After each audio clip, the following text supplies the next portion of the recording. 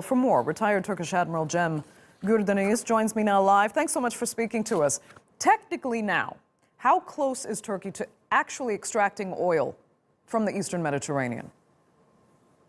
It's very difficult to answer this question because most of the nations, conducting drilling activities in the area, they even don't know the actual, let's say, realization of the gas extraction. Because as we know from the Greek Calypso and Aphrodite wells, it will take minimum 5 years commercially to extract the gas from there.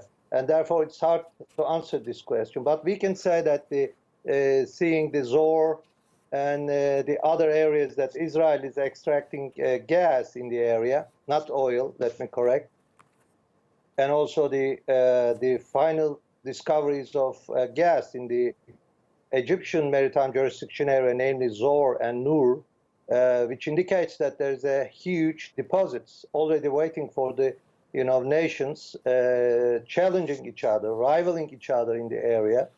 And therefore, I would rather say that we will see actual commercialization of the area in the minimum next 5 years. Okay. Yes, I should have been clear. It's oil and gas drilling and exploration. This is gas. Right. Every nation is extracting gas, not oil. Okay. But in the meantime, Turkey's drilling is still deemed illegal by Greek Cyprus and therefore the EU. So what steps is Turkey taking now to legitimize its activity in the Eastern Mediterranean before oil and gas is potentially found? Go ahead. Yeah, thanks for the question. This is, in fact, the geopolitical struggle between Turkey and EU, or better to say, Atlantic system.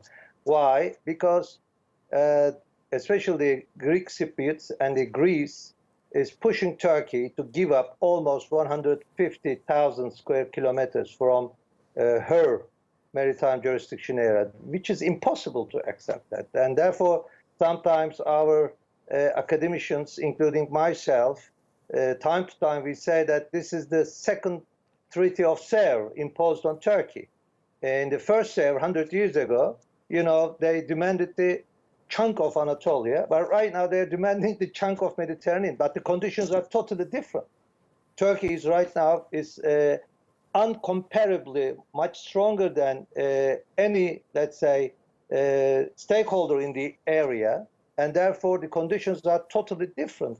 So it's impossible for Turkey to give up her legitimate maritime jurisdiction area rights, and which we are seeing in the last 6 months. Turkey first conducted the maritime naval exercise named Blue Homeland, which is first time ever in our Republican history that we deployed more than 110 ships in the jurisdiction areas of Turkey. And 1 month later, Turkey has sent the Fatih to the west of Baf, which is Greek Cypriots, city, 45 nautical miles, which indicated that that's the Turkish continental shelf, and Turkey legitimately can drill because, as you know from the international law, you don't have to declare your continental shelf, even though Turkey has declared. Okay. And so that was yes. Right, okay. Yes. Unfortunately, Admiral, let me finish. Go ahead. Second move came from Yavuz has been sent to proclaim in order to safeguard the Turkish Cypriots' rights and maritime jurisdiction areas. And so this is the third move after Barbaros. This is the fourth move. And if I were the government, I would send this ship off the Castellorosi, which is Meisty Island of Turkey, which Greek side declares that this is jurisdiction area. These are all unacceptable, and Turkey will never give up, will never yield of all these pressures from EU, from United States, or from our littoral neighbors. Okay. Admiral, thank you so much for joining us. We greatly appreciate it.